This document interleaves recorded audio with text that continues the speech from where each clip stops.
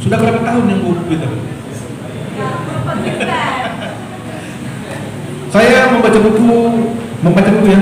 Saya baca buku 5 satu hari. Begini, jadi begini tekniknya ini. Saya kan menulis. Nah ini makanya menulis tadi. Saya menulis, artinya saya itu referensi. Ya mungkin satu buku dong kalau saya menulis.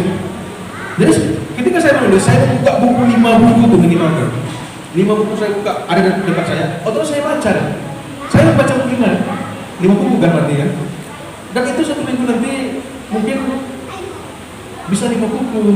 Akhirnya kan harus dibaca juga, harus ditamatkan juga itu. Harus ditamatkan. Itu teknik, makanya menulis itu gunanya untuk menambah bacaan buku kita. Itu gunanya. Tapi kalau kita tidak hanya sekedar membaca untuk mengantar tidur, kan tidak kan baca itu. Mau tidur baru baca buku gitu. Gunanya apa? Supaya ngantuk. Masa baca buku supaya ngantuk? Mending lokal gitu kan. Lebih masuk gitu. Baca buku supaya ngantuk itu tolong dilupain aja itu. Itu sangat melecehkan buku itu.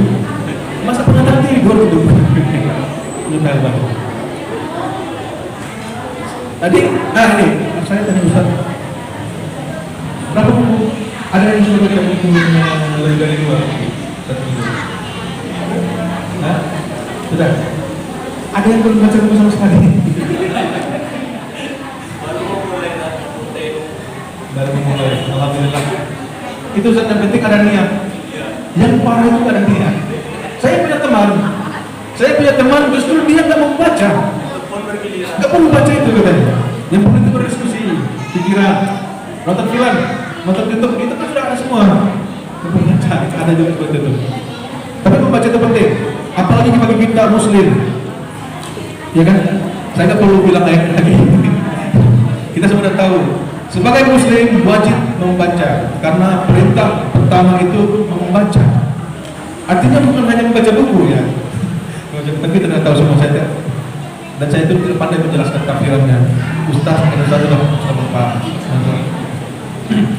Jadi saya tekankan di sini, sebelum kita bicara literasi belakang itu, yang pertama kita harus tanamkan diri kita mulai hari ini wajib membaca buku. Membaca buku bukan membaca buku apa ya? Bacalah buku satu dulu. Kalian belum satu minggu dulu. Berusaha menamatkannya. Ya, yang sudah 2 buku mungkin 1 minggu, tolong tingkatkan menjadi 5 buku. Dengan cara bagaimana Bu? Tulislah. Itu caranya. Hampir itu caranya. Mengenai misalkan temanya dulu nanti, saya sudah tawarkan ke Ustaz Reni kalau memang dibolehkan dan diapakan. Saya dan Bu Desmond mungkin siap. Kita mungkin sekali seminggu atau 2 minggu nanti kita mungkin menulis di sini. Kita akan bimbing Ustaz dan Ustaz untuk menulis. Minimal menghasilkan buku antologi dulu. 1. Minimal kita hasilkan buku antologi dan kita terbitkan di TNK nanti. Ya, kita bimbing nanti. Itu caranya. Menulis. Tulis artikel. Artikel ini dulu. Saya sudah menyediakan sebuah ruang di media. Saya punya media online, namanya Andalas Raya News. Andalas Raya News. Saya sudah menyediakan di situ sebuah kolom opini namanya. Untuk menampung artikel-artikel dari Ustaz dan Ustaz dan teman-teman lainnya. Silakan kirimkan ke WA saya atau kasih kepada Ustaz Abdar juga boleh. Kita akan terima nanti artikel apapun. Temanya bebas, terserah. Karena itu sebenarnya ruang untuk belajar, untuk memotivasi masyarakat Pasaman Barat. Nah, gitu ya. Motivasi masyarakat Pasaman Barat untuk menulis, gitu. Untuk menulis. Kenapa kita punya program itu menulis? Karena begitu sedikitnya narasi kita di Pasaman Barat. Narasi Pasaman Barat. Contoh begini, mengenai narasi Pasaman Barat. Jadi sebelum saya pindah ke Pasaman Barat ini, saya berdiskusi bertanya dengan seorang dokter dari Unan, Fakultas Ilmu Budaya Unan. Saya berdiskusi dengan beliau karena dia itu peneliti Pasaman Barat, Ustaz. Saya tanya, bagaimana sih kampung saya, dokter? Jawabannya bikin saya merinding lah. Kampung kamu itu susah, nggak ada narasinya. Jadi ketika mereka pada penelitian di sini, hilang narasinya. Mereka kan berarti kita kuning tuh di surau-surau. Nggak ada sejarahnya gitu. Pengelola suraunya pun tidak tahu. Pokoknya mereka tahunya ada di situ dari dulu. Kitab ini sudah ada dari zaman nenek moyang kami, seperti yang dikatakan Al-Quran itu kan. Kitab ini sudah ada seperti zaman nenek moyang kami dan kami sudah mewarisinya dari nenek moyang kami. Apa isinya kami tidak tahu. Disimpan-simpan saja gitu. Ada isinya. Kan itu akhirnya gimana ya? Jadi dia berpesan. Jadi gimana caranya itu penonton? Ya sudah kamu bikin narasinya. Jadi rupanya narasi ini bisa kita bikin. Cerita yang itu kalau tidak ada kita bisa kita bikin. Diceritakan. Makanya teman-teman di penulis atau yang bergerak di teater itu banyak membuat membuat versi-versinya lagi. Versi-versi lain dengan kisah Malik Kundang. Dan boleh. Malik Kundang itu tidak hanya ditutup ibunya. Teman saya pernah bikin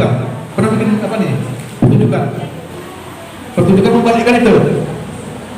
Bahwasanya ibunya ini yang asal tutup gitu. Anak itu mencari uang karena tidak pulang memberikan uang sama dia, ibunya ini mengutuk anaknya.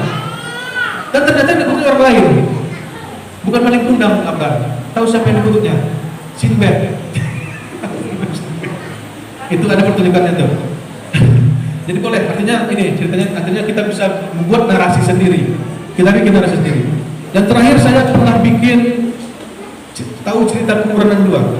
Kita pasti tahu ya, Kuburan 2 yang di Pantinya. Jadi mana? Panti ya. Itu saya terpaksa saya buat versi baru untuk kebutuhan penampilan Isa kemarin yang lomba cerita dari Pasar Baru itu. Saya rombak awalnya karena itu bunuh-bunuhan, tapi karena sekarang tidak boleh lagi cerita bunuh-bunuhan kepada anak-anak, itu saya rombak mereka berdamai, membentuk sebuah kawanan bernama Pasar Baru. Gitu. Berubah deh, bisa kita rombak dan diterima di kampus. Saya minta persetujuan dari Wali Negara Panti untuk merubah cerita itu dan dia malah menyetujui, dia setujui dia. Nah itu maksud saya. Jadi kita harus memberikan narasi dari situ. Dari mana kita dapatkan? Tentu dari ustadz dan ustazah semuanya yang punya kapasitas itu. Kenapa saya bilang punya kebenaran itu? Karena di sini kita sudah belajar. Berapa tahun itu? SD 6 tahun, SMP 3 tahun, SMA 3 tahun, kuliahnya berapa tahun? Ada yang 8 tahun kuliah? 4,5 tahun yang paling minimal ya. Itu ada berapa lagi? Artinya secara keilmuan sudah punya kapasitas itu. Ya jangan usah bahas apalagi misalnya yang ibu ustazah yang keilmuannya di bidang apa nih? Di bidang tata boga misalnya, dia tulislah masalah kuliner. Gitu. Di Pasar Barat ini punya kuliner yang hebat-hebat, yang enak-enak, yang bikin nangis gitu. Orang levelnya 12, kita levelnya 15. Jangankan nangis gitu, bikin sakit kepala ada juga. Dan itu saya yakin belum ada namanya. Pergi ke rumah itu tanya apa namanya. Belum ada namanya. Misalnya seno banjir kuah gitu. Seno namanya itu bahasa Teling ya. Belum ada acara boleh seno gitu. Boleh lagu gitu. Boleh limbe. Tapi kan harus bikin namanya kan. Limbe buah kuning. Pedas apa buah kuning itulah. Dibikin namanya keren gitu. Nah, bikin namanya yang kuliner. Belum ada kan? Udah ada terus kuliner Pasar Barat? Belum. Ini punya kesempatan nih. Yang punya minat untuk masak atau jurusan tata boga mungkin silakan bikin itu. Silakan bikin. Dan itu menarasikan Pasar Barat. Ternyata di Pasar Barat itu ada loh gula ini. Belum ada yang nulis. Apalagi sejarah. Ada yang bilang Pasar Barat ini tidak pernah dijajah oleh Belanda. Betul nggak? Menjajah gitu. Hah? Ada. Ternyata Belanda pernah di sini. Malah jadi penduduk di sini tinggal lama. Berabad mereka tinggal di sini. Di mana kita dapatkan itu? Pergilah jalan-jalan ke Opir. Iya, jangan ke Opir. Peninggalan Belanda itu ada di sana semua. Jadi Opir itu adalah kota dulu. Kota metropolitan. Kenapa metropolitan? Stasiun kereta apinya ada. Rumah sakitnya ada, sekolahnya ada, apalagi kolam renang untuk noni-noni itu ada. Ada semua. Kalau di sini masih utang semua nih kali ini. Belum, Opir itu anggota juga. Di mana kita tahu? Jarang-jarang ke sana. Tuliskan dia. Nah, yang orang kampung sana, ibu dari Opir tadi ya? Ya tuliskan lah di kampung sendiri. Iya kan? Ada sedang kereta api loh di sana. Luar biasa. Apa lagi? Oh, yang suka cerita-cerita apa? Semacam konspirasi gitu. Saya pikir konspirasi saya. Saya suka nonton konspirasi, saya suka baca konspirasi. Yang suka konspirasi. Misalnya, ternyata Nabi Sulaiman itu, walaupun tentaranya pernah berlayar sampai ke sini. Pernah berlayar sampai ke sini loh. Untuk apa? Untuk mencari emas, membangun istana buat Ratu Balkis. Ah, gitu. Di mana? Kenapa? Dia melihat sebuah gunung. Dalam perjanjian lama namanya Gunung Opir. Gunung Opir itu berada di jauh, di negeri yang jauh, sebelah barat. Dan Gunung Opir itu di mana? Itu di depan kita tiap hari. Gunung Opir, Gunung Pasaman, dan barisan setelahnya Gunung Talamau. Kenapa dia unik? Kenapa unik? Satu-satunya di satu-satunya di Sumatera Barat. Di Sumatera Barat, daerah yang memiliki gunung menghadap ke laut sekaligus adalah Pasaman Barat. Tidak ada lagi tempat lain. Dua gunung sekaligus, kita bisa menikmati laut, kita bisa menikmati gunung. Dari mana kita menikmatinya? Para layak. Ikutlah para layak. Kita bisa melihat. Ini yang bilang atlet apa nih? Para layak dari Prancis yang bilang kota kemarin. Di dunia ini baru saya lihat pemandangan bagus seperti ini sekaligus. Ketika di atas itu lihat laut, lihat hutan, lihat gunung sekaligus. Nah itu. Jadi saya menceritakan itu maksudnya apa? Ustadz dan Ustazah, kita tinggal di Pasaman Barat memiliki kekayaan yang luar biasa untuk dituliskan. Untuk dituliskan. Gak perlu mikir, picing mata saja kan. Gak perlu mikir, gak usah mikir. Ada semua. Apa lagi? Seperti yang sampaikan Ustadz Sobat kemarin, teman-teman ini. Pasaman Barat itu punya budaya. 3 budaya yang tidak ada di Sumatera Barat. Ada di sini. Di sini kita semua nih. Ada Jawa, Minang, Mandailing. Satu lagi nanti akan ada lagi satu lagi tuh. Akan ada satu ada kita lagi nanti mungkin karena saya lihat populasi sudah sangat banyak juga. Nias. Sudah ada di sini. Sudah. Nah, ada 4. Oh bagus. Indonesia Mini. Indonesia Mini. Ada. Itu yang minat kebudayaan. Apa maksudnya? Maksudnya bukan menuliskan apa maksudnya kita kan punya budaya masing-masing. Mandailing itu punya ritual budaya yang panjang. Kalau sedang mau marolek kita kan punya ritual tuh. Nah, gitu. Saya sudah melakukan itu. Saya rekam kemarin. Nah, kita punya sekali apa dari sisi yang mana itu tergantung keilmuan kita kan. Tergantung keilmuan kita. Nah, Ustadz dan Ustazah semuanya, saya sampaikan ini karena saya yakin pertanyaannya nanti adalah kalau soal menulis ini soal menulis kita menulis apa? Bagaimana cara memulainya? Itu pertanyaan yang biasa itu. Bagaimana cara memulai menulis? Itu saya sampaikan itu. Harus ada bahannya dulu. Memasak itu kan harus ada bahannya dulu. Saya memandang menulis ini sama dengan memasak. Makanya saya suka memasak. Saya Sabtu Minggu biasanya kalau ada kegiatannya, saya akan memasak di rumah, saya akan ke pasar gitu. Saya akan memasak. Karena memasak itu bagi saya sama dengan menulis. Di memasak itulah saya latihan menulis gitu. Proses menulis itu seperti memasak. Kita beli bahannya di pasar, langkuehnya, kunyitnya, gitu, santannya, ikannya, sayurnya. Kita siapin dulu semuanya. Baru kita sampai di dapur kita tahu gitu. Kita lihatin bahan-bahannya. Oh, berarti ini bisa bikin gulai ikan. Nah, gitu. Baru kita tahu. Sama dengan menulis begitu juga. Saya sekarang kan memberikan bahan-bahan itu semua kepada Ustadz dan Ustazah yang ada di depan mata kita. Itu kita tuliskan. apa yang kita kerjakan. Nah itu, apa yang kita kerjakan sehari-hari itu yang kita tuliskan. Apa yang kita alami itu yang kita tuliskan. Pengalaman-pengalaman kita. Dan itu yang paling mudah. Kalau saya nih, maka cerita sama saya itu berbahaya. Ada yang cerita sama saya itu sebenarnya berbahaya dalam tanda kutip. Saya bisa menjadikan sebuah cerpen, dan itu sering. Cerpen saya umumnya itu cerita dari teman-teman. Mereka curhat pada saya terima curhat, terima biro curhat gitu. Banyak temannya curhat, itu begini bla bla bla. Saya tuliskan, temannya pergi, lalu saya tuliskan di cerpen. Saya ganti semua karakternya, tokohnya, saya gunakan temanya, ide-idenya itu, ceritanya itu, alur kisahnya itu saya gunakan di cerpen. Itu kita ulang. Jadi tadi bagaimana, dari mana bahan penulis tadi? Pertama dari pengalaman pribadi, pengalaman orang lain, kemudian apa lagi tadi? Kegiatan sehari-hari, apa yang kita lihat, apa yang kita rasa, apa yang kita dengar. Apa yang kita dengar, apa yang kita rasa, apa yang kita lihat, pengalaman pribadi. Saya balik ya, udah bingung. Pengalaman pribadi, pengalaman orang lain, kegiatan sehari-hari.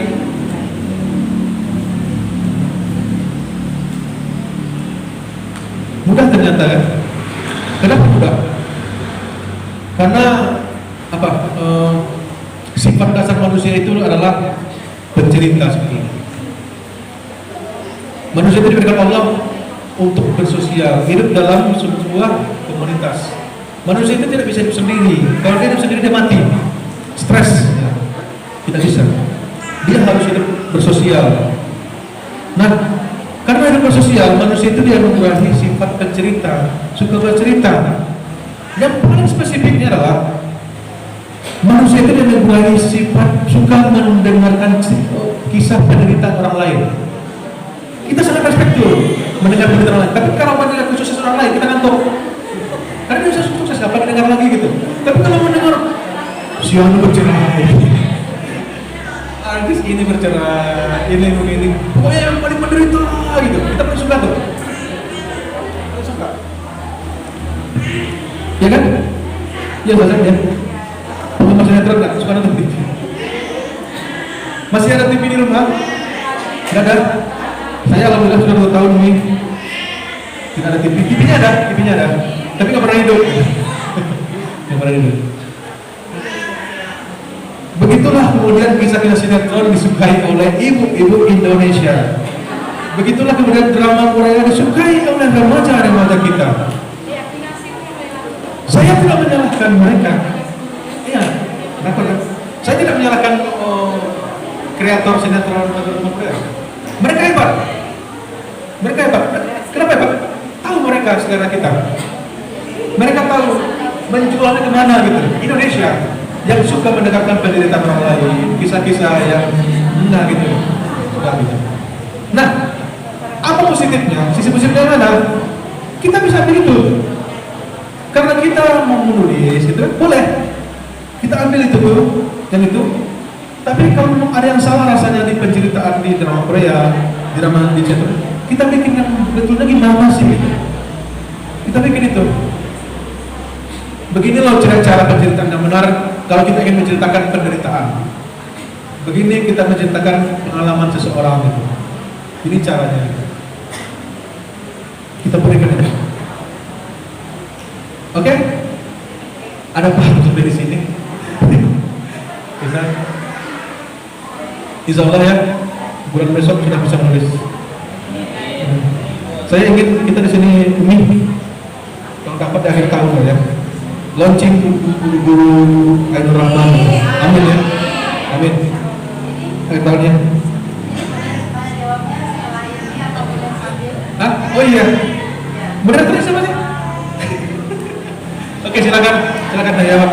Boleh ke saya atau ke Bu Desma juga? Desma juga boleh. Silakan.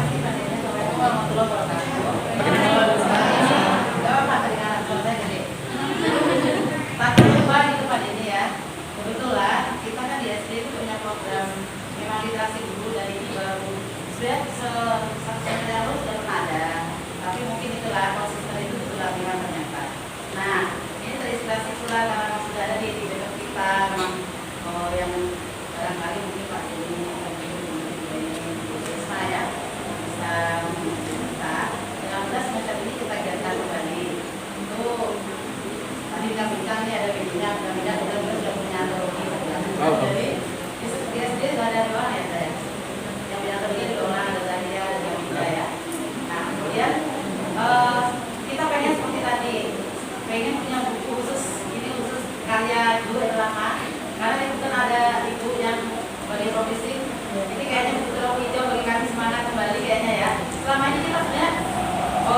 hobi nulis apa ya, tulisnya tuh anak antusias gitu ya.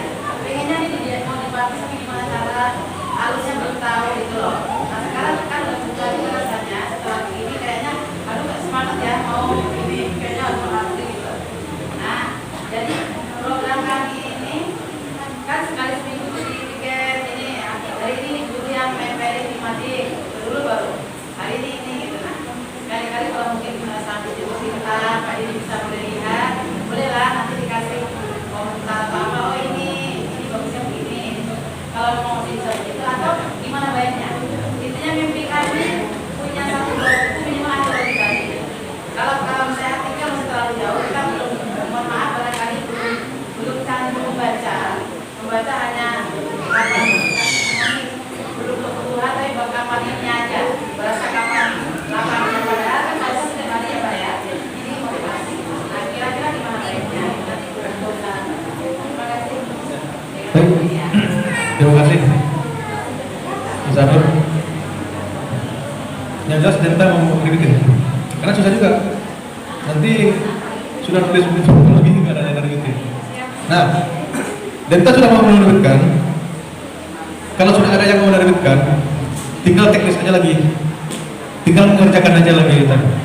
Mungkin kita bisa bikin komunitas baca, tulis atau apalah namanya, sanggar menulis gitu. Karena harus bikin itu juga. Gunanya apa? Supaya fokus. Harus ada ketuanya, PJ-nya. Harus ada PJ yang bisa memarah-marahi anggotanya kalau tidak melakukan tugas gitu wajib. Harus. Saya pikir itu sih jalannya. Jadi habis ini kita bikin langsung, ya. Langsung aja kita relasikan sebuah komunitas gitu. Ya, habis ini kita relasikan komunitas cari namanya dulu Pak, atau terus baca Ainur Rahman juga bisa. Kita baca atau komunitas penulis juga boleh. Kita bikin grupnya dan nanti mungkin di grup itu bisa kita bimbing. Grup itu mungkin kita gunakan lah grup PA juga. Mungkin untuk setor-setor apa nanti. Harus ada.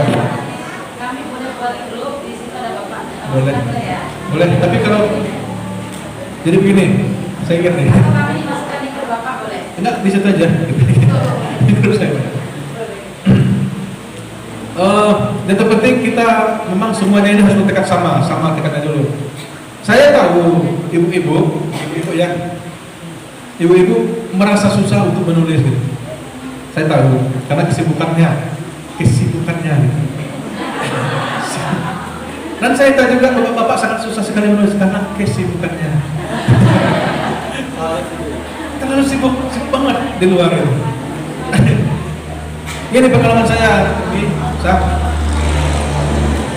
hampir di setiap pelatihan menulis itu pesertanya ini ya, pesertanya yang paling banyak itu ibu-ibu loh, cewek-cewek, ibu-ibu lah, perempuan gitu paling banyak. Yang jadi, yang akan nulis, bapak-bapak. Misalnya ada 3 orang nih, apa gitu? Yang 3 orang itu kan jadi tuh, ada 23 orang gitu. Paling jadi satu gitu. Jadi mungkin itu karena kesibukan. Ibu-ibu ini sangat sibuk sekali di rumah. Jadi ini tips-tipsnya, ini trik. Nah, tips kalau kita sedang sibuk dan tidak bisa menulis. Saya menggunakan ini ketika saya naik motor. HP kita itu kan punya fasilitas rekam suara, ya kan? Ya paling apa sih, berapa jam sih kita jalan gitu, motor gitu, paling sejam lah, paling apa ya, 1-2 jam gitu. 2 jam itu sampai ke Silapik gitu, 2 jam. Itu direkam, kita ngomong sendiri gitu. Bisa juga sih kan? Kita ngomong, kita rekam, kita tempat lain pun juga boleh. Misalnya sedang duduk